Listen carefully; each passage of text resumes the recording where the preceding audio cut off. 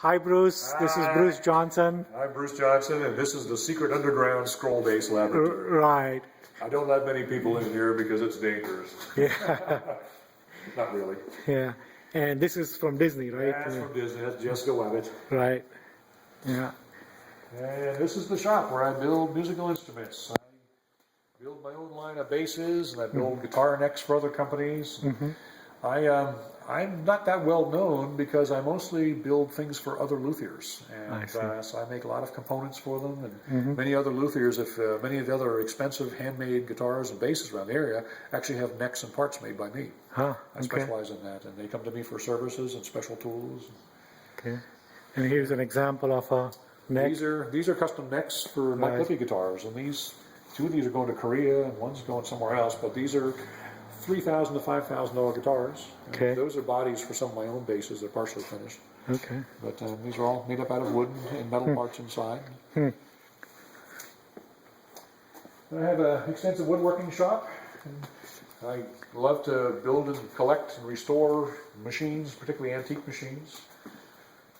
I have a woodworking here, and metalworking back there. I make all my own tooling, special fixtures.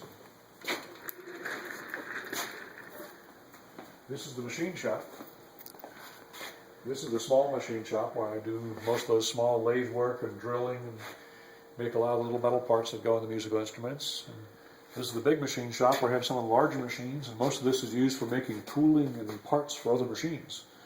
And a lot of these are old antiques, 1940s and earlier. I have another room over there. It's full of old machines dating back to 1900 that I've picked up and restored.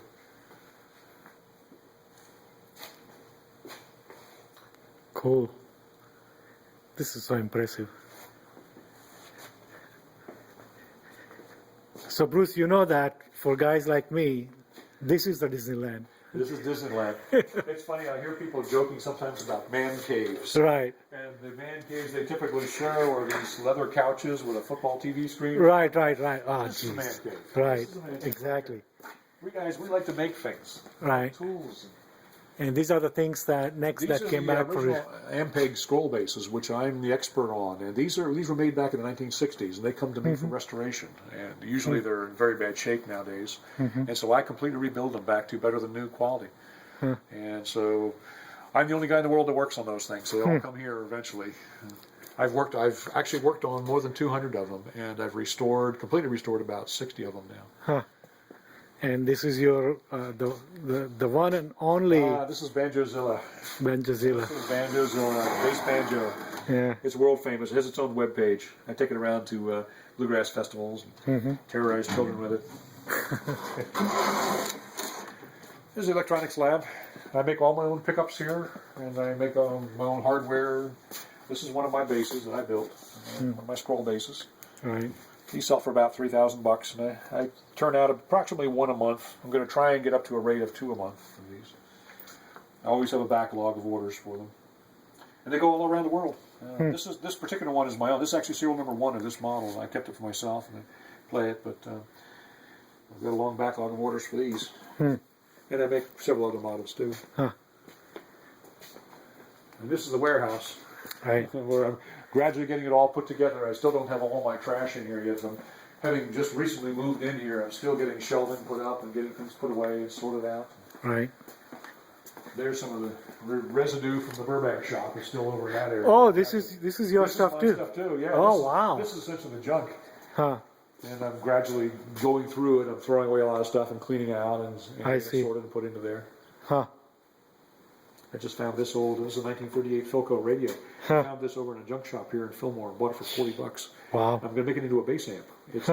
It's in bad enough condition that it's not worth trying to restore authentically. Right. But I'm going to put a big speaker and put a solid state amp inside and keep this thing actually does shortwave radio, and so I'm going to modify and add a couple jacks and use this with my bluegrass band, so I can put this thing in the background. It'll be our little amplifier, but it looks historic. Cool. That's neat. And this is the original old Simkis packing plant, and we have plenty of space available here for lease for craftsman shops. All right. Yeah. The building dates back to the old wing dates back to 1914, and this is the new wing, which dates back to about 1935. And what did they pump the nitrogen for? for keeping the oranges cool. Oh, yeah. These Okay. concrete bays were used for storing oranges. So big carts full of them would be stored in here. I'm not sure for how long they would store them, but this whole building was designed specifically for packing and shipping and storing oranges. And so this basement is huge. It goes way down there, and it's about 80,000 square feet, I think. And it's a perfect environment for a woodworking shop like mine because Right. it stays between 65 and 75 degrees almost all year, day and night. And it's just nice and cool and peaceful in here. But yet I have sunlight coming in through the windows. Right. That's incredible. It's a great place for a shop. This is all eventually going to get filled in and walled in. Right. I've just gotten in here, so I'm still doing plumbing and wiring, but eventually this will all be nicely walled in. It's my home Yeah. shop. Cool.